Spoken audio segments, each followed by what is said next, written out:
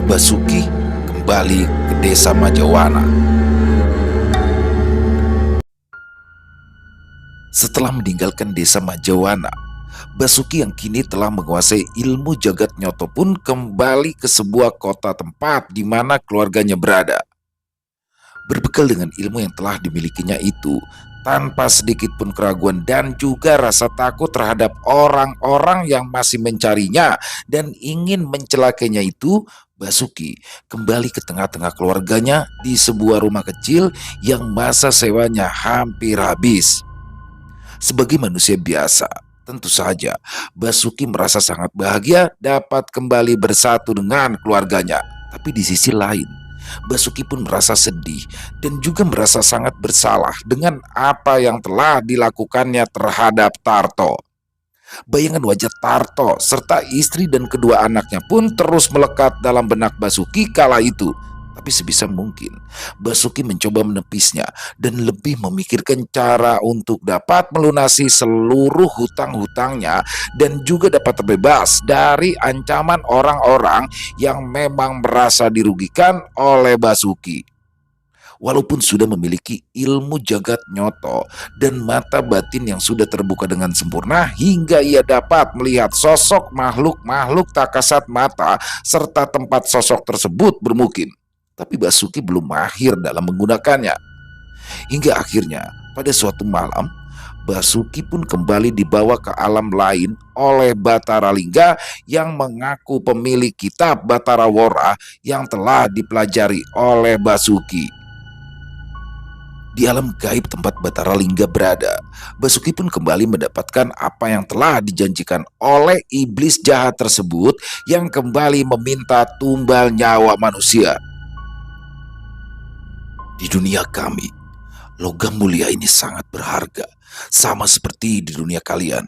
Jika kau ingin merubah hidupmu dengan cepat, bawalah aku kepada seorang yang kau kehendaki dan orang itu akan aku jadikan tumbal. Lalu kau akan mendapatkan logam mulia ini. Basuki, ujar Batara Lingga kepada Basuki sambil menunjukkan sebuah emas batangan yang terlihat berkilauan itu. Apa tidak ada cara lain, Tuan, selain nyawa seorang manusia? Tanya Basuki yang sebenarnya sudah merasa tergiur dengan kilauan emas di hadapannya itu. Aku tidak akan meminta keluargamu ataupun orang yang kau sayangi. Kau bebas memilih orang itu, bahkan walau musuhmu sekalipun, Basuki, balas Batara Lingga mencoba menjelaskan. Baik Tuhan, kalau begitu secepatnya aku akan memberi apa yang kau mau, jawab Basuki dengan mantap. Gunakanlah ajian jagat padang dan jagat gahono untuk membawaku masuk ke dalam tubuh orang yang kau kehendaki itu, Basuki. Bacakan rapalan mantra yang ada dalam kitab Batara Wora itu, pungkas Batara Lingga yang langsung pergi dari hadapan Basuki. Di keesokan harinya, Basuki yang memang sudah merencanakan tujuan untuk pergi ke rumah seseorang yang memang telah lama memusuhinya, kedatangan 3 orang tamu yang diminta oleh teman dari Basuki untuk menagih hutang-hutangnya. Setelah terjadi cekcok adu mulut antara Basuki dengan ketiga orang tersebut, akhirnya Basuki pun harus terkapar ketika boga mentah dari pria bertubuh tinggi besar berkulit sawo matang dengan lengan cukup kekar itu mendarat sempurna di wajah Basuki. Beruntung, saat itu Basuki tidak sampai pingsan karena pukulan telak di wajahnya itu, sehingga dia pun dapat langsung merapalkan ajian jagat gahono untuk mengikat orang yang dikehendakinya, serta dilanjut dengan rapalan ajian jagat padang untuk memanggil sosok Batara Lingga. Setelah menyelesaikan rapalannya itu, Basuki pun lalu bangkit dan meminta kepada ketiga orang bertubuh kekar itu untuk kembali lagi dalam waktu 3 hari ke depan, dan Basuki akan melunasi seluruh hutangnya yang cukup besar itu. Sambil mengancam Basuki, ketiga orang yang memang bekerja sebagai penagih hutang itu pun pergi dari rumah kontrakan Basuki dengan wajah puas karena telah berhasil menghajar Basuki. Ketiganya pun berharap akan dapat kembali menghajar Basuki ketika dalam 3 hari ke depan Basuki tidak dapat menepati janjinya. Ketika malam tiba, Basuki pun kembali dibawa masuk ke alam gaib tempat Batara Lingga berada, kala itu tidak seperti biasanya. Saat itu, Basuki disambut sebagai seorang tamu agung oleh Batara Lingga dan 2 orang perempuan cantik yang berdiri di samping kanan dan kirinya. Setelah mengucapkan terima kasih kepada Basuki, Batara Lingga pun langsung memberikan sebatang emas murni yang terasa cukup berat di genggamannya. Walaupun merasa ada hal yang aneh dengan Batara Lingga yang terlihat semakin muda dan tubuhnya juga semakin tegap berotot itu, tapi Basuki enggan untuk memikirkannya. Karena baginya yang terpenting adalah bagaimana caranya ia bisa mendapatkan uang dalam waktu singkat untuk mencukupi semua kebutuhannya. Keesokan paginya, Basuki pun sangat terkejut ketika merasa ada sesuatu yang mengganjal di bagian kepalanya, dan seketika itu juga Basuki pun langsung terbangun ketika teringat akan emas batangan yang telah diberikan oleh Batara Lingga kepadanya malam tadi. Ternyata dia tidak berbohong. Dan ternyata memang benar-benar memberikan apa yang sudah dijanjikan. Gumam Basuki dalam hatinya yang mulai mempercayai sosok makhluk gaib yang bernama Batara Lingga itu. Setelah memegang emas batangan murni di tangannya, Basuki pun mulai merencanakan untuk menjual benda yang sangat berharga itu. Pada awalnya, Basuki enggan untuk memberitahu istrinya tentang apa yang sudah didapatnya saat itu, tapi setelah memikirkan hal itu matang-matang, Basuki pun akhirnya mengatakan apa yang telah terjadi ketika ia berada di desa Majawana. Walaupun menceritakan tentang apa yang telah dilakukannya untuk mendapatkan ilmu-ilmu dari kitab Batara Wara itu, tapi Basuki tidak menceritakan tentang Tarto yang harus tewas di tangannya demi menyempurnakan ilmu jagat nyoto yang kini telah dimilikinya. Lalu, bagaimana caranya kita menjual emas batangan itu, Pak? Tanya Wardia, istri dari Basuki. Ya, baiknya kita potong menjadi beberapa bagian kecil dulu, Bu. Baru kita bawa ke toko emas yang ada di pasar.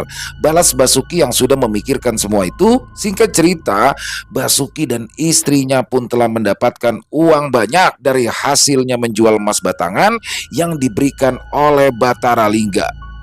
Hingga suatu ketika, datanglah dua orang bertubuh kekar yang beberapa hari lalu datang ke rumah kontrakannya untuk menagih hutang-hutangnya. Tumben hanya berdua saja, Mas. Kemarin kan masnya ini datang bertiga ya? Tanya Basuki sambil menghitung uang pecahan 50 ribuan yang bergambar pemimpin negeri ini kala itu. Teman saya sedang sakit parah. Tolong maafkan dia. Kemarin dia ada pukul abang soalnya. Ujar salah satu dari pria bertubuh tegap dan berkulit gelap itu. Ya, tidak apa-apa. Saya sudah memaafkan. Ini, tolong dihitung lagi uangnya. Tapi sebelumnya saya minta bukti pembayarannya dulu. Balas Basuki sambil menggeser tumpukan uang di atas meja tempatnya berada. Setelah dapat menutupi semua hutang-hutangnya, Basuki pun mulai membuka sebuah usaha baru. Ia pun memilih usaha dalam bidang properti karena selain memiliki pengalaman dalam bidang tersebut, tentunya Basuki pun juga harus memberikan tumbal nyawa seseorang dari orang yang tidak dikenalnya kepada Batara Lingga yang sudah membantunya mendapatkan kekayaan dalam waktu singkat. Apa yang telah direncanakan Basuki pun berjalan dengan baik. Dengan sisa uang dari hasil penjualan emas batangan pemberian Batara Lingga itu, Basuki pun membeli sebuah rumah kecil lalu diperbaikinya sebelum kembali dijual. Walau hanya dijadikan sebagai sarana untuk mendapatkan tumbal-tumbal dari nyawa seseorang, tapi Basuki tampak bersungguh-sungguh dalam menjalankan bisnisnya itu. Bagaimana tidak? Basuki yang membeli rumah seharga 150 juta lalu memperbaiki semua kerusakan yang ada di dalam rumah tersebut. Ia lalu menjualnya dengan harga jauh di bawah dasar dia membeli rumah tersebut. Hal itu memang sengaja dilakukan agar Basuki dapat dengan mudah mendapatkan tumbal dengan menempatkan beberapa makhluk gaib yang menjadi bawahan Batara Lingga di dalam rumah itu. Sungguh sebuah cara yang sangat-sangat cerdas dan juga sangat keji tentunya. Korban pertama dari jerat tumbal yang dipasang Basuki di sebuah rumah yang terlihat tampak bagus dan asri itu mulai didapatkannya. Walaupun secara matematis Basuki mendapatkan kerugian yang cukup besar, tapi sebenarnya ia sudah mendapatkan keuntungan yang berlipat ganda dari emas batangan yang kembali diberikan oleh Batara Lingga. Pasangan suami istri yang baru saja menikah dan sedang merasakan kebahagiaan mereka akhirnya menjadi korban kebiadaban Basuki. Setelah mereka membeli rumah yang sebelumnya dibeli oleh Basuki dan diperbaiki, harga rumah yang tergolong sangat-sangat murah dan sudah diperbaiki seluruh kerusakannya itu memancing banyak orang untuk membelinya, dan salah satunya adalah pasangan pengantin baru tersebut.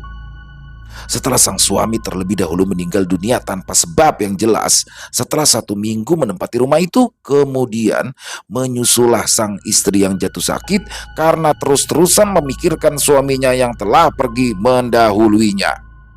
Kejadian itu pun tentunya sangat menguntungkan Basuki, yang mana ia kembali mendapatkan emas batangan dari 2 orang yang telah dijadikannya tumbal tersebut. Beberapa tahun menjalankan bisnis kejinya itu, Basuki pun pada akhirnya harus menghadapi sebuah masalah besar ketika ada seseorang yang sudah diincarnya dengan modus pembelian rumah miliknya itu mendapatkan bantuan dari seorang dukun sakti. Dukun sakti dengan aliran kejawen kuno itu pun langsung menyerang Basuki setelah mengetahui segala kebusukannya. Semua berawal dari transaksi jual beli rumah 2 lantai dan memiliki halaman depan serta halaman belakang yang cukup luas di sebuah komplek perumahan. Kala itu, orang yang membeli rumah milik Basuki pun membawa seseorang dengan penampilan khas orang Jawa. Lelaki parubaya yang mengenakan blangkon khas daerah istimewa Yogyakarta itu ternyata bukanlah orang biasa, dan karena berurusan dengan lelaki parubaya tersebut, Basuki pun harus mengalami kejadian yang tidak pernah disangka-sangka sebelumnya. Seperti biasanya, setelah menandatangani surat-surat jual beli rumah dan surat-surat penting lainnya, Basuki pun menyerahkan semua kunci rumah yang telah dibeli oleh seseorang tersebut. Dan di saat itulah Basuki mulai merapalkan ajian Jagat Gehono ketika ia berjabat tangan dengan orang yang sedang diincarnya. Setelah menyelesaikan semuanya, Basuki pun kembali pulang ke rumah yang kini terlihat lebih besar dan lebih mewah tentunya. Bagi Basuki, saat ini uang bukanlah hal sulit baginya, karena dengan bisnis yang dilakukannya saat ini, Basuki mampu menghasilkan uang yang cukup banyak yang tidak lain berasal dari sosok makhluk gaib yang bernama Batara Lingga. Di rumah besar dan mewah milik keluarga Basuki itu terdapat satu kamar khusus yang memang digunakannya untuk melakukan serangkaian ritual khusus. Setelah mendapatkan calon tumbalnya, Basuki pun pasti selalu menyepi di dalam kamar tersebut hingga ia memperoleh apa yang diinginkannya. Hari itu, belum lama Basuki duduk bersila di depan sesajen yang ada di dalam kamar. Tiba-tiba saja Basuki mendengar suara dentuman yang sangat kencang. Tapi walaupun begitu, Basuki tidak dapat menyudahi ritual yang memang sedang dilakukannya karena hal itu akan sangat berbahaya bagi dirinya sendiri. Karena perasaannya semakin tidak karuan, dan entah mengapa dirinya terus saja memikirkan istri dan juga anak-anaknya yang hari itu sedang pergi diantar oleh supir pribadinya. Mau tidak mau, Basuki pun menghentikan ritualnya dan mencoba mencari tahu tentang keberadaan keluarganya. Tepat bersamaan dengan terbukanya kamar yang dijadikan tempat ritual itu, Basuki pun mendengar suara telepon rumahnya berdering. Tanpa berpikir panjang lagi, Basuki pun langsung berlari ke meja di mana tempat pesawat telepon rumahnya itu berada. Beberapa detik setelah ia mengangkat gagang telepon tersebut, Basuki pun dibuat tercengang dengan kabar dari sebuah rumah sakit yang mengabarkan jika istri dan anaknya sedang dalam perawatan di sana. Menurut seorang perawat dari pihak rumah sakit yang menghubungi Basuki, mobil miliknya itu terlibat kecelakaan hingga merenggut nyawa dari supir pribadinya yang bernama Pak Bari. Sementara itu, anak dan istrinya masih dalam perawatan intensif pihak rumah sakit karena mengalami luka yang cukup parah. Bersamaan dengan itu, ketika Basuki hendak pergi ke rumah sakit yang telah menghubunginya, tiba-tiba saja datang sosok makhluk gaib berkepala kambing dengan 2 tanduk yang melingkar serta memiliki tubuh yang sangat kekar. Pertarungan tidak seimbang pun terjadi di dalam rumah milik Basuki. Pukulan serta tendangan dan juga cakaran dari makhluk gaib yang sangat menyeramkan itu akhirnya membuat Basuki jatuh terkapar. Setelah sukma Basuki terlepas dari jasadnya, sosok makhluk gaib tersebut pun langsung membawa sukmanya untuk diserahkan kepada sosok dukun yang memang sudah memerintahkannya. Tapi belum sempat sukma Basuki pergi dari dalam rumah, Sosok Batara Lingga muncul untuk menyelamatkan Basuki. Setelah Batara Lingga dapat mengalahkan sosok makhluk gaib yang telah dikirim oleh seseorang itu akhirnya dapat dikalahkan oleh Batara Lingga. Walaupun sosok Batara Lingga sendiri harus kehilangan sebagian kekuatannya karena pertempuran dahsyat tersebut. Kau, kau terlalu serakah. Sebagai manusia hatimu telah dibutakan oleh harta sehingga kau lupa jika masih ada langit di atas langit, Basuki, ujar sosok Batara Lingga yang berdiri menatap tajam ke arah Sukma Basuki yang terlihat lemah. Seharusnya kau terus mengasah kemampuanmu dengan terus mempelajari isi kitab Batara Wara itu agar tidak ada makhluk gaib yang dapat melukaimu dengan mudah. Karena kau nantinya akan mampu melindungi dirimu dan juga keluargamu. Imbu Batara Lingga lagi. Maafkan aku Tuan. Yang aku inginkan memang hanyalah harta. Bagiku ilmu-ilmu itu tidak ada gunanya. Tapi kini aku sadar jika banyak orang yang memiliki ilmu-ilmu semacam itu dan dapat membahayakan diriku sendiri. Balas Basuki yang menyesali apa yang telah dilakukannya itu.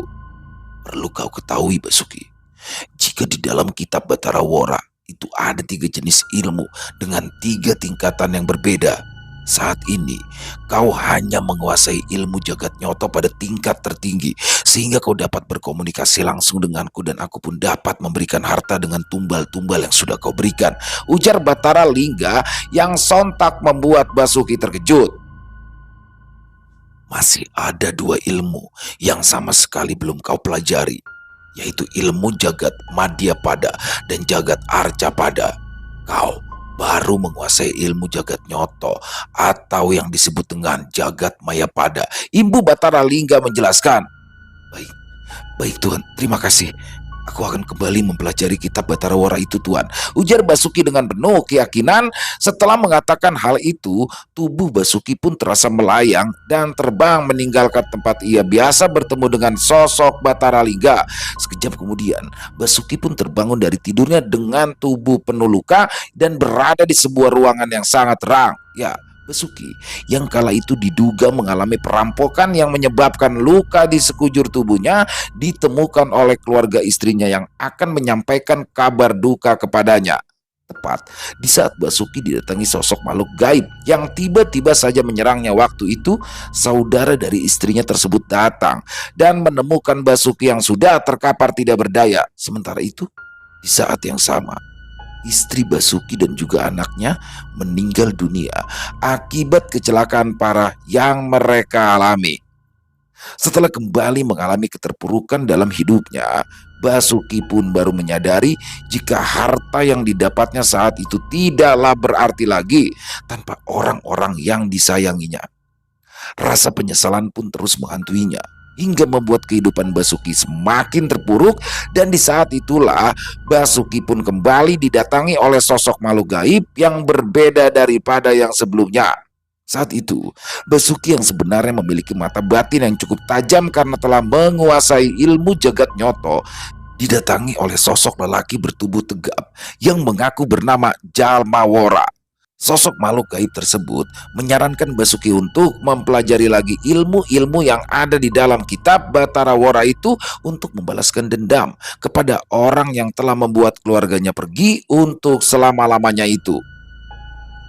Cerobohanmu waktu itu harus mendapatkan hukuman berat, Le. Karena ada seseorang yang tahu jika kau mencari pesugihan dengan tumbal seseorang yang melakukan jual beli padamu, ujar sosok Jalmawora yang membuat Basuki diam 1000 bahasa. Meratapi nasib pun tidak akan mengembalikan apa yang telah pergi dari sisimu. Pilihan yang tepat adalah membalaskan kematian dari orang-orang yang kau sayangi itu, Le, imbu sosok Jalmawora. Lalu apa yang harus aku lakukan saat ini Tuan? Tanya Basuki yang hampir saja menangis saat itu. Panggil saja namaku Ki Jalmawora. Aku bukan tuanmu, tapi aku akan menjadi teman yang melindungimu jika kau mampu menguasai ilmu-ilmu yang ada dalam kitab Batara Wara itu, Le. Balas sosok Jalmawora yang langsung pergi meninggalkan Basuki seorang diri. Setelah terbangun dari tidurnya, Basuki pun terus memikirkan tentang apa yang telah diucapkan oleh sosok Jalmawora tadi Dan demi menyudahi kesedihannya serta untuk membalaskan dendam atas kematian keluarganya, Basuki pun akhirnya memutuskan kembali ke desa Majawana untuk memperdalam ilmu-ilmu yang terdapat dalam kitab Batara Wora. Dengan banyaknya harta yang kini dimilikinya itu, Basuki pun meninggalkan rumah mewahnya dan memilih untuk membangun rumah tua peninggalan kakeknya yang juga menjadi kuburan dari Tarto sahabatnya yang telah dia habisi sendiri untuk dapat menyempurnakan ilmu jagat nyoto. Masalah baru pun datang ketika Basuki sampai di desa Majawana. Kala itu, istri dan keluarga Tarto serta beberapa warga desa lainnya mendatangi rumah tua yang sudah ditinggalkannya selama beberapa bulan lamanya. Istri dan juga keluarga Tarto pun langsung menanyakan keberadaan Tarto yang hilang entah kemana bersamaan dengan kepergian Basuki. Tapi dengan sandiwara yang terlihat sangat baik dan juga dengan uang yang dimilikinya, akhirnya Basuki pun berkilah jika saat itu ia pergi bersama Tarto dan sempat bekerja di tempat yang sama dengannya. Akan tetapi, karena merasa penghasilannya sangat kecil, Tarto pun memilih bekerja di sebuah kapal luar negeri dan menitipkan uang untuk diberikan kepada istri serta anaknya. Walaupun sempat meragukan apa yang sudah diceritakan oleh Basuki, tapi akhirnya istri dari Tarto yang bernama Sumi Ayu pun mempercayai apa yang telah diceritakan oleh Basuki. Ia pun mengambil sejumlah uang yang merupakan titipan Tarto untuk keluarganya. Setelah dapat menyelesaikan sedikit permasalahan yang terjadi di rumah tua itu, Basuki pun mulai mencari-cari orang untuk membangun ulang rumah tersebut. Beberapa orang yang mau ikut bekerja membangun rumah milik Basuki itu pun mendapatkan bayaran yang sangat-sangat besar. Karena Basuki juga menyimpan sebuah rahasia besar di rumah itu, maka ia sendirilah yang terus mengawasi jalannya pembangunan rumah di ujung desa yang sudah cukup lama terbengkalai. Sambil memperbaiki rumah tua peninggalan kakeknya itu, Basuki pun mulai kembali mempelajari kitab Batara Wora di sebuah ruangan yang memang sengaja dibuatnya lebih dulu karena tidak ingin rahasianya terbongkar.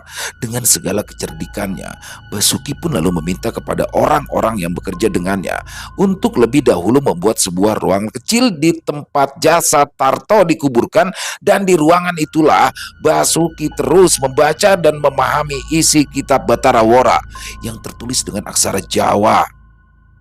1 bulan kemudian, di tengah-tengah pembangunan rumahnya, Basuki pun kembali didatangi oleh Sumi Ayu, istri dari Tarto. Sumi Ayu datang bersama seorang lelaki berusia sekitar 35 tahunan dan memiliki postur tubuh tinggi dan berbadan tegap serta memiliki 2 lengan besar dan juga berotot. Lelaki yang sangat berharisma dan terlihat berwibawa itu adalah sosok Sudiro yang merupakan suami dari sahabat Sumi Ayu yang bernama Srikanti. Tidak seperti biasanya, kedatangan Sudiro kala itu sungguh membuat Basuki merasa ketakutan, walaupun Sudiro tidak melakukan apapun padanya. Kedatangan Sudiro bersama Sumi Ayu kala itu hanya ingin menanyakan di mana tempat Basuki tinggal bersama Tarto sewaktu di kota, karena Sudiro yang memang juga pernah tinggal di kota itu memiliki beberapa orang teman yang mungkin saja tahu tentang alamat tempat tinggal mereka. Kau tidak perlu gugup di depan orang itu, karena hal itu akan membuatnya bertambah curiga. Bersikaplah seperti biasa. Aku akan berusaha menyembunyikan semua rahasiamu di tempat ini dengan ajian panglabur Arab. Bisik sosok jelma Wora yang sudah dapat berkomunikasi langsung dengan Basuki melalui telepatinya. Seperti merasakan adanya hal janggal, seseorang yang mengaku bernama Sudiro itu pun terlihat mengawasi dengan seksama bangunan rumah milik Basuki yang masih dalam proses pengerjaan itu. Entah apa yang sedang difikirkan oleh Sudiro kala itu, wajahnya tiba-tiba saja berubah menjadi terlihat sangar, dan tentunya hal itu pun membuat Basuki merasa sangat khawatir. Terakhir aku dan Mas Tarto bertemu, saat itu kami sedang berada di daerah Tanjung Priuk, Mas, ujar Basuki yang mau tidak mau harus berbohong lagi agar Sudiro tidak semakin mencurigainya. Baiklah Mas Basuki, kalau begitu saya minta sampean menuliskan alamat jelasnya. Kemungkinan saya akan menyusul ke sana untuk mencari keberadaan Mas Tarto, balas Sudiro yang terlihat sedikit lebih tenang saat itu. Setelah selesai berbincang dengan Basuki, Sudiro dan juga Sumi Ayu pun lalu berpamitan untuk pulang ke rumahnya. Walau sempat merasa sangat takut atas kedatangan Sudiro, tapi akhirnya Basuki dapat bernafas lega setelah kepergian sosok lelaki yang terlihat sangat berkarisma itu. Setelah rumah yang dibangun dengan gaya rumah semi klasik itu selesai dibangun, Basuki pun mulai mencari orang-orang yang mau bekerja dengannya dan dianggap cocok dengan karakternya. Selain itu, Basuki juga mulai membeli lahan pertanian dengan uang yang banyak dimilikinya itu. Perlahan-lahan Basuki pun mulai menjadi tengkulak dari hasil pertanian warga desa Majawana.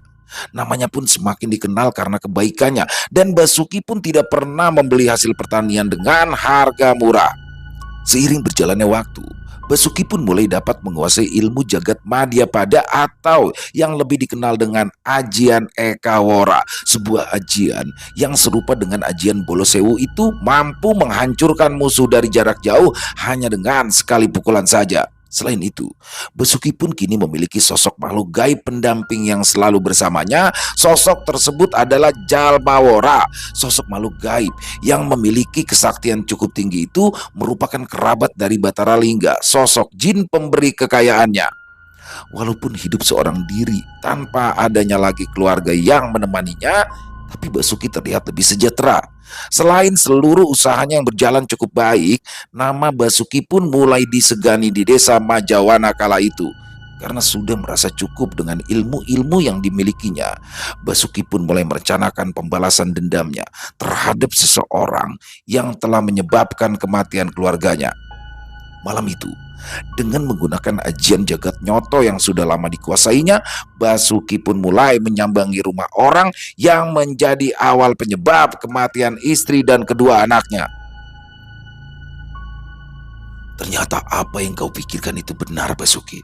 Dari rumah ini, kita dapat mengetahui siapakah orang yang telah menyebabkan kematian keluargamu itu, ujar Jalmawora kepada Basuki. Apakah sampean sudah tahu, Ki? Di mana rumah orang itu? Tanya Basuki yang semakin penasaran. Kita tidak perlu mendatangi tempat orang itu berada, Le. Kita akan mengundangnya ke tempat kita berada nantinya. Balas sosok Jalmawora menjelaskan rencananya.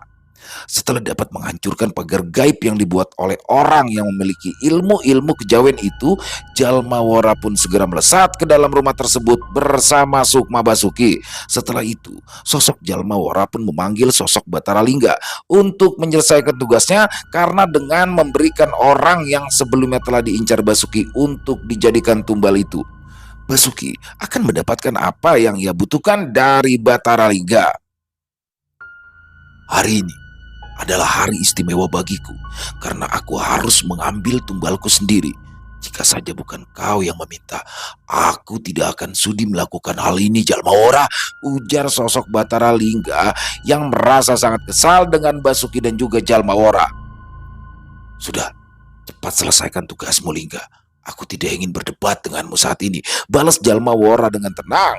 Setelah mendapatkan sukma dari orang yang tidak bersalah itu, serta terlebih dahulu menggerogoti saripati tubuhnya, Batara Lingga, Jalmawora, dan juga Basuki pun lalu pergi dari bekas rumah milik Basuki yang telah dijualnya. Mereka sengaja meninggalkan jejak energi agar sang dukun mencarinya guna menyelamatkan sukma orang tersebut. Dan benar saja, dengan apa yang telah direncanakan oleh Jalmawora, di hari berikutnya mereka pun lalu kedatangan tamu berupa dua sosok makhluk gaib. Tamu yang mendatangi rumah Basuki itu adalah sosok jin yang pernah menghajar Basuki hingga ia sekarat dulu, dan juga orang yang pernah ditemuinya ketika melakukan penjualan rumah miliknya dulu, yaitu orang yang mengenakan surjan hitam dan juga blangkon khas Yogyakarta itu.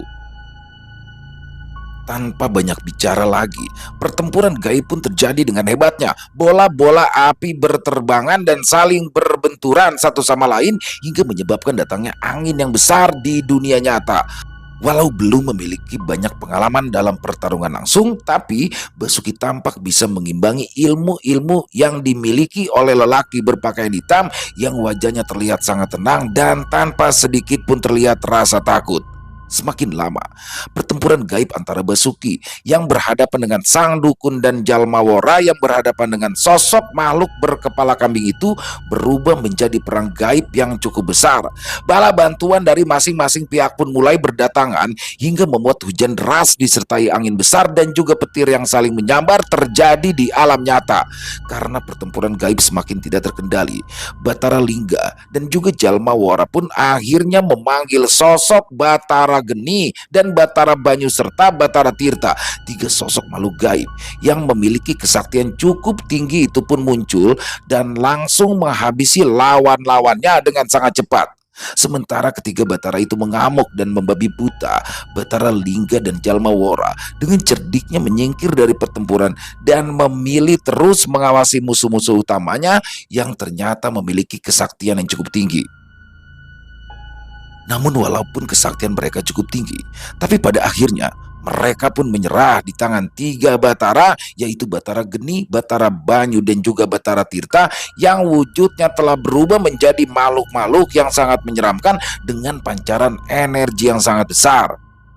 Setelah sosok makhluk gaib berkepala kambing itu musnah dan hanya tinggal menyisakan sosok Sukma dari sang dukun yang sudah terluka cukup parah itu, tiba-tiba saja Batara Lingga, Jalmawora dan juga Basuki serta ketiga Batara itu pun dikejutkan dengan kemunculan makhluk-makhluk gaib dengan kekuatan yang lebih besar daripada sebelumnya. Sosok makhluk gaib bertubuh besar dengan 4 tangan yang masing-masing menggenggam senjata serta 2 sosok makhluk gaib yang wujudnya nyaris serupa dengan satu makhluk bertubuh manusia yang sangat tegap dengan warna kulit merah kehitaman serta memiliki 2 tanduk di kepalanya itu sontak membuat Batara Lingga, Jalmawora dan juga Batara Geni, Batara Bayu dan Batara Tirta terkejut dengan kedatangan 4 makhluk yang kekuatannya melebihi puluhan makhluk gaib yang telah mereka kalahkan sebelumnya.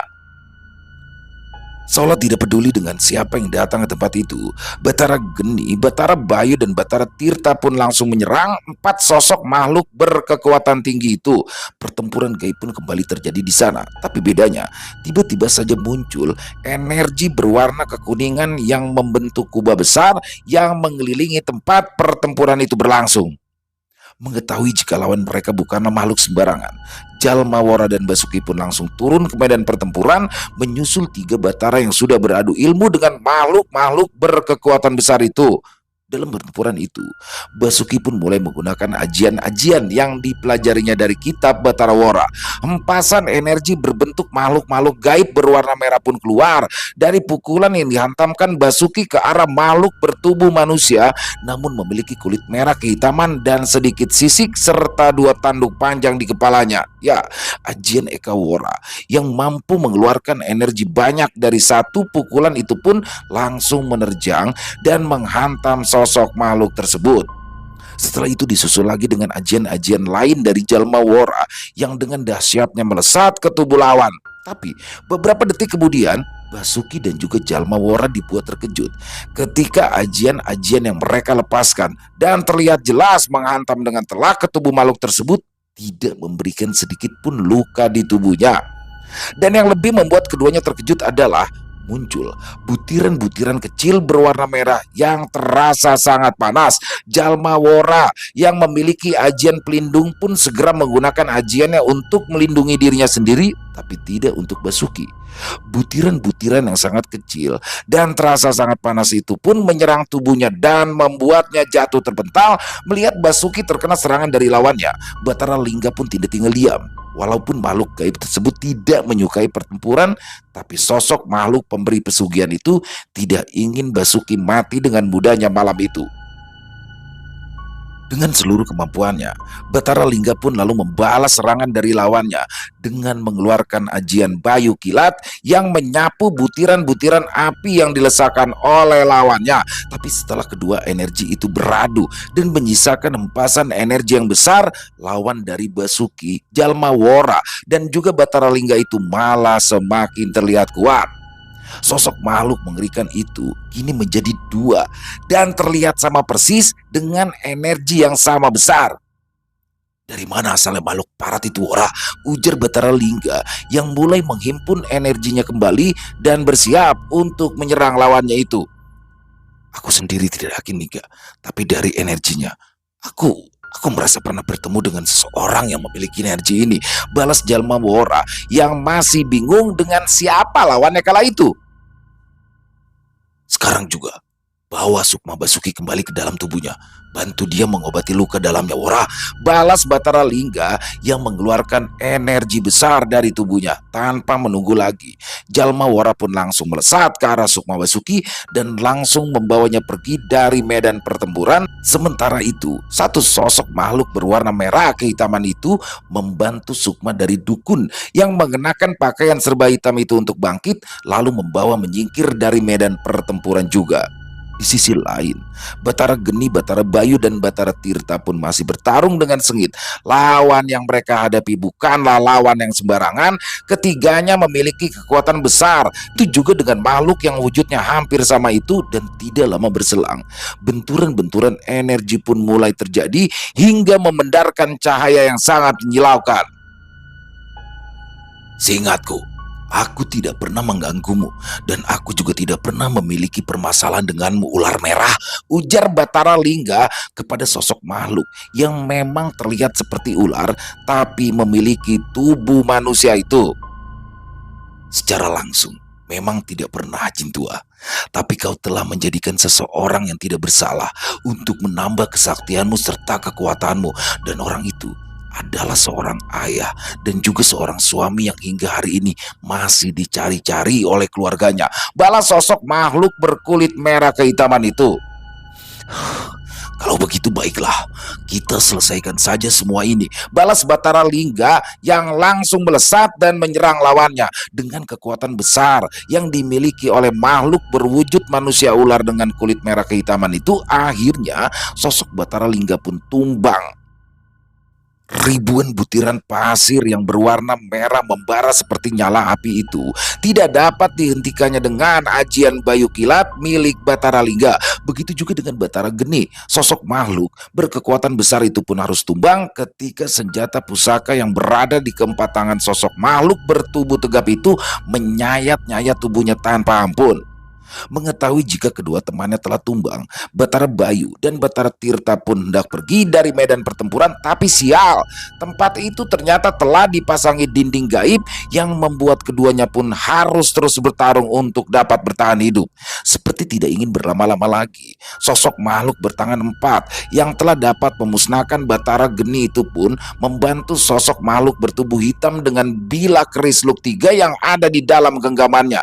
Begitu juga dengan sosok makhluk bertubuh merah kehitaman yang memiliki kesaktian tinggi itu. Sosok tersebut pun langsung melesatkan butiran-butiran pasir yang sangat panas ke arah Batara Tirta. Karena merasa terancam dengan butiran-butiran pasir yang datang ke arahnya itu, Batara Tirta pun lengah dan ia pun harus tumbang ketika keris panjang dari musuh yang menjadi lawannya sedari tadi mampu menembus tubuhnya. Pertempuran gaib pun berakhir setelah tumbangnya Batara Bayu oleh sosok makhluk hitam yang juga menggenggam bilah keris di tangannya yang dibantu oleh sosok makhluk yang memiliki empat tangan itu. Suasana pun kembali sunyi dengan hanya menyisakan sosok Jalma Wora yang masih terus berusaha memulihkan Basuki dari luka dalamnya.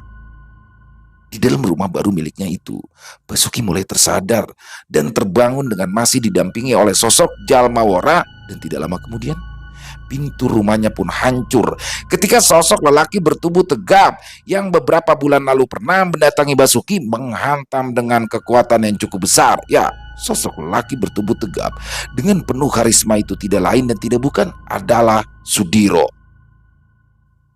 Bersama dengan ketiga sosok makhluk gaib lainnya yang bernama Gatra Pawira, Kiwana Sela, dan juga Kiwana Taru. Aku sudah lama mengawasimu, dan akhirnya aku mendapatkan waktu yang tepat untuk bisa membongkar semua kejahatanmu, Basuki, ujar sosok Sudiro dengan amarah yang memuja. Apakah kau ingin mati sia-sia di sini, Ki? Imbu Sudiro dengan menatap tajam ke arah Jalma Wora. Aku sudah bersumpah akan melindungi Basuki. Karena itu aku akan melakukan apapun untuknya, jawab Jalma Wora dengan tegas. Baik, Baiklah kalau begitu, balas Sudiro yang dengan cepat melesatkan ajian Sindung Geni yang membuat sosok Jalmawora pun jatuh tersungkur. Setelah tidak ada lagi sosok makhluk gaib yang berada di samping Basuki, Sudiro pun mulai menanyakan tentang Tarto yang sudah menghilang selama berbulan-bulan. Walau sempat kembali bersandiwara, namun pada akhirnya Basuki pun mengakui jika ia telah menghabisi nyawa sahabatnya itu. Hal itu dilakukannya setelah butiran-butiran pasir dari ajian Sindung Geni masuk ke dalam tubuh Basuki melalui lubang hidung, mulut, dan juga lubang telinganya. Jerit kesakitan Basuki pun terdengar membahana di penjuru desa. Ampuni mas, ampuni aku mas. Sakit mas, ampun mas, rintih Basuki yang menahan rasa sakit ketika butiran pasir yang sangat panas itu mulai menyerang organ-organ dalam tubuhnya. Darah segar mulai keluar dari mulut Basuki dan juga hidung. Rasa sakit yang teramat sangat pun harus dirasakan tanpa adanya sosok makhluk gaib perewangannya yang membantu. Hentikan mas, hentikan. Aku akan mengatakan apa yang telah terjadi kepada Mas Tarto, ujar Basuki sambil menahan rasa sakit di sekujur tubuhnya. Aku aku telah membunuh Mas Tarto mas, ujar Basuki yang sontak membuat Sudiro tercengang. Tanpa sepengetahuan Basuki, dari arah luar rumahnya, keluarga dan juga warga desa setempat pun telah berkumpul dan mereka pun mendengarkan pengakuan langsung dari Basuki. Hal itu memang sudah direncanakan oleh Sudiro sebelumnya. Di saat pertempuran gaib itu usai, sosok Sudiro pun lalu melesat dengan cepat menuju ke rumah Tarto untuk memberitahukan keluarganya jika dia menemukan sesuatu di rumah Basuki. Dan hal itu pun terbukti dengan pengakuan langsung dari Basuki sendiri pada malam itu. "Hmm, jin perewanganmu memang mampu menyembunyikan semuanya dariku. Tapi aku bukanlah orang yang mudah percaya begitu saja dengan semua kebohonganmu dan juga dengan ilmu-ilmu milik jin perewanganmu itu, Basuki," ujar Sudiro dengan penuh kemarahan. "Sekarang, di mana sudah kau kuburkan jasad lelaki baik yang tidak berdosa itu?" tanya Sudiro kepada Basuki. Di, di dalam kamar itu mas, jawab Basuki sambil menundukkan wajahnya. Orang-orang yang mendengar pengakuan dari Basuki pun sontak ingin menghajar Basuki, tapi saat itu Sudiro melarang mereka semua dan meminta mereka untuk pergi ke kota dan melaporkan kasus pembunuhan yang telah dilakukan Basuki terhadap Tarto. Sementara itu, Sudiro yang sedang disibukkan oleh Basuki merasakan adanya energi dari Jalmawora yang melesat dan masuk ke sebuah tempat. Tanpa berpikir panjang lagi, Sudiro pun mencari tempat menghilangnya sosok Jalmawora yang tadi sudah terkena ajian Sindung Geni. "Kitab Batara Wora, rupanya kau telah mempelajari ilmu-ilmu yang ada di dalam kitab ini, Basuki," seru Sudiro sambil menunjukkan kitab tersebut kepada pemiliknya. Sudiro yang sudah merasa sangat kesal dengan terbunuhnya Tarto yang sudah menjadi tumbal itu pun akhirnya membakar kitab Batara Wora dengan ajian Sindung Geni. Walau banyak orang yang melihat aksinya itu, Sudiro tidak lagi peduli karena dia tidak ingin ada orang yang tersesat oleh ilmu hitam yang akan meminta banyak tumbal nyawa manusia itu. "Setelah kau membusuk di dalam penjara, aku akan menghabisimu perlahan dengan ajian Sindung Geni yang sudah terlanjur masuk ke dalam tubuhmu itu, Basuki. Kau harus merasakan kepedihan yang dirasakan oleh seorang istri yang tiba-tiba saja ditinggal oleh suaminya. Dan kau harus merasakan sakitnya seorang anak yang kini tak lagi memiliki seorang ayah," ujar Sudiro yang sebenarnya ingin sekali menghabisi Basuki malam itu juga. Setelah pihak kepolisian datang di siang harinya, kasus kematian Tarto pun terungkap.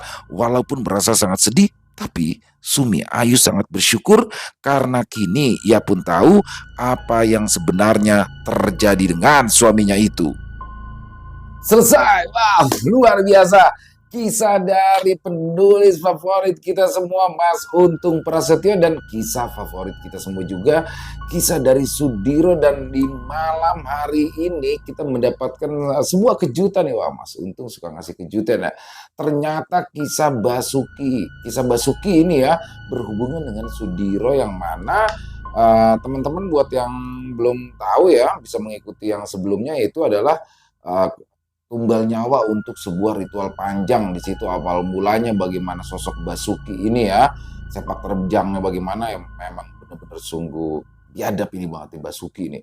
Dia demi kekayaan dia gelap mata, dia mencoba dia rela menumbalkan banyak nyawa di sana, termasuk salah satunya adalah nyawa Tarto sahabatnya. Dan bahkan ketika dia sudah mendapatkan teguran ya, ketika anak dan istrinya harus meninggal dunia, di situ bukannya tobat, dia justru malah semakin menjadi, kembali ke desa Majawana. Di situ dia menebarkan kebohongan bahwasanya Tarto sudah ikut dia ke bekerja di luar negeri. Di sini kurang ajar banget, tapi beneran seru banget. Apalagi ketika Sudiro muncul, kita juga bingung ya awalnya, kok Sudiro slow-slow aja. Tapi ternyata Sudiro bergerak di alam gaib dan menemui, saya udah curiga sih sebenarnya dari awal, kok makhluk-makhluk yang bertempur dengan Basuki CS nih, dengan Basuki kan oleh Batara Lingga, Batara Wora, dan 3 Batara lainnya ini kok bertempur sama makhluk bertangan 4 dan satu lagi dengan, di sini curiga ini kayaknya perwujudan Sudiro dengan Tirta Bagya kan. Dan ternyata itu adalah Sudiro, Gatra Pawira, Kiwana Sela, dan Kiwana Taru yang langsung menghabisi mereka semua di alam gaib. Sampai akhirnya Basuki pun mengakui seluruh perbuatannya, karena memang Sudiro sendiri sudah memasukkan ajian Sindung Geni ya ke dalam tubuhnya Basuki, sehingga kapanpun Sudiro mau, ajian Sindung Geni itu bisa berubah lagi menjadi butiran pasir panas yang bisa membakar organ dalam daripada Basuki. Luar biasa. Dan Basuki pun harus menerima dari seluruh perbuatan kejinya ya, yang mana dia dimasukkan ke dalam penjara dan juga sudah tersimpan ajian Sindung Geni di dalamnya. Luar biasa. Mas Untung keren pakai banget kisahnya. Dan yang pasti Mas Untung ditunggu lagi nih kisahnya Sudiro nih, kan yang kepala dusun Pak Karso itu kan masih belum nih, dia ternyata masih melakukan perjanjian gaib di tebing alas mait. Ditunggu lagi nih, jangan pakai lama-lama dong. Saya nih yang diteror sama teman-teman. Jadi buat teman-teman begini ya, kan ada beberapa teman-teman juga yang bilang, Bang, kisah Sudiro dong, Bang, kisah Bayu Gendang atau kisah Pedo dan lain-lain. Saya memang tidak mau ya menekan atau memburu-buru para penulis, karena memang nanti hasilnya juga kurang baik teman-teman. Jadi saya paham, dan memang kisah Sudiro, Pedro, Bayu Gendang ini seru pakai banget. Ki Jalu juga ya, Miftah, Nindi dan Selin. Tapi memang kami memberikan keleluasaan kepada para penulis, jangan sampai merasa ditekan. Jadi itu sih. Tapi memang kisah-kisah lainnya kan juga pasti nggak kalah serunya ya, dan bisa untuk menambah variasi. Jadi kami mohon maaf kepada teman-teman mungkin yang merasa kelamaan. Tapi untuk Bang Untung, jangan pakai lama Bang, ayo Bang.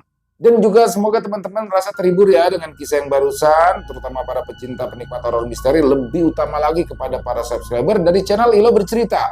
Dan yang punya komentar lain, yang punya pendapat lain, silakan bisa dituliskan di dalam kolom komentar, ataupun hanya sekedar saling menyapa, silakan, insya Allah kami akan membalasnya satu persatu. Dan kami juga ingin mengucapkan terima kasih kepada seluruh teman-teman yang sudah selalu setia hadir, yang sudah selalu setia mendukung channel kami, karena kehadiran teman-teman lah kami selalu bersemangat berkarya di setiap harinya. Dan silakan buat teman-teman yang suka dengan video barusan, bisa diklik tombol like atau tombol jempolnya. Buat teman-teman yang belum subscribe, jangan lupa diklik tombol merah subscribe-nya, lonceng notifikasinya juga dinyalakan, agar teman-teman selalu mendapatkan notifikasi dari konten-konten yang akan kami upload selanjutnya. Dan untuk channel Ilo Bercerita, kami upload di setiap harinya, setiap pukul 9 malam waktu Indonesia bagian Barat, atau pukul 21.00 waktu Indonesia bagian Barat. Dan buat teman-teman yang punya kisah horor misteri yang mungkin berkenan dibawakan di channel kami, silakan bisa mengirimkannya ke nomor telepon yang ada di sini, dan bebas. Dalam bentuk tulisan boleh, dalam bentuk audio atau voice note boleh, senyamannya teman-teman aja. Bagi teman-teman yang sudah mengirimkan kisah, kami ucapkan terima kasih. Di akhir kata saya Ila mengucapkan permohonan maaf apabila mungkin dalam pembawaan kisahnya barusan ada kata-kata saya yang salah, ataupun ada kata-kata saya yang kurang berkenan. Saya mohon dibukakan pintu maaf yang seluas-luasnya, dan sampai berjumpa lagi di konten-konten kami selanjutnya yang pasti tidak kalah serunya, yang pasti tidak kalah horornya. Masih bersama saya Ilo di channel Ilo Bercerita. Salam sehat, sukses selalu untuk kita semua. Wassalamualaikum warahmatullahi wabarakatuh.